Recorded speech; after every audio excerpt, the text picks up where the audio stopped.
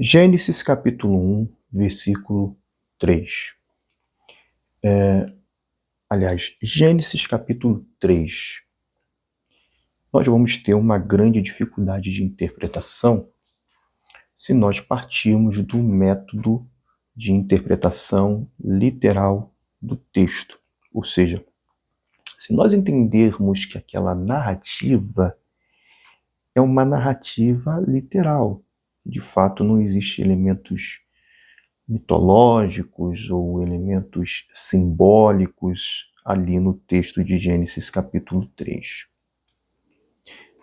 O primeiro problema que nós vamos ter no texto é a possibilidade de homens conversarem com animais, né?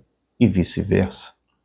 Ora, o próprio texto nos diz que quando a serpente falou com Eva, a mulher ela não se assustou. Ela achou aquilo super natural, o que não é natural. Não é natural o seu cachorro, o seu animal de estimação falar com você.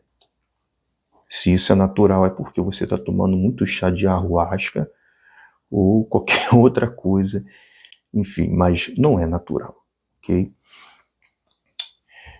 Talvez era natural para Eva. Talvez para Eva era natural ela conversar com os animais naquele ambiente antes da queda. Talvez antes da queda havia esta possibilidade.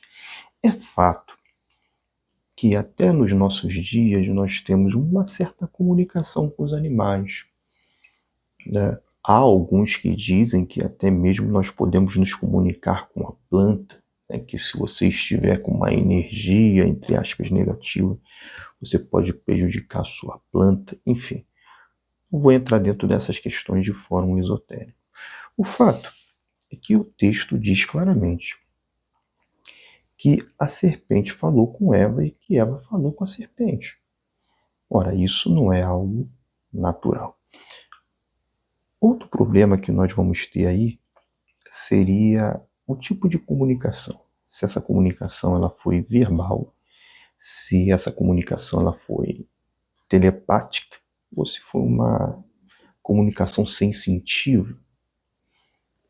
Enfim, se nós afirmarmos que é uma conversação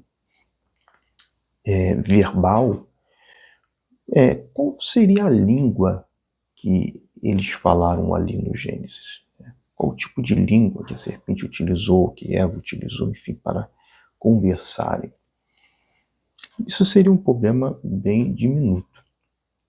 Agora, se nós entendermos de que esse tipo de comunicação for uma comunicação telepática, nós vamos abrir possibilidades para vislumbres dentro do campo da neurociência ou da parapsicologia, né? Parece até que mudou o nome, já não é mais agora parapsicologia. Uma tentativa de tentar analisar esse poder latente que existe dentro do homem. Existe um livro muito interessante, que é o livro do Whitman Nee, que é O Poder Latente da Alma, onde ele diz que o homem tem poderes que poderiam ser considerados até sobre-humanos, mas que eles estão latentes devido à queda.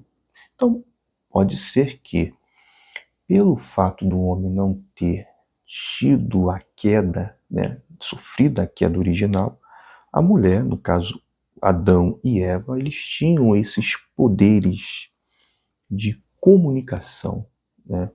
E aí envolve questões de telepatia, questões sensitivas, que para nós pode parecer algum tanto místico e esotérico. O fato é que se nós analisarmos esse texto de uma forma literal, nós vamos ter que encarar esses problemas. É claro que o leitor que é ortodoxo, que é piedoso, às vezes ele não costuma fazer essas perguntas. O cerne da sua leitura é simplesmente a questão do pecado original. O fato do homem ter permitido o pecado entrar no mundo e as consequências naturais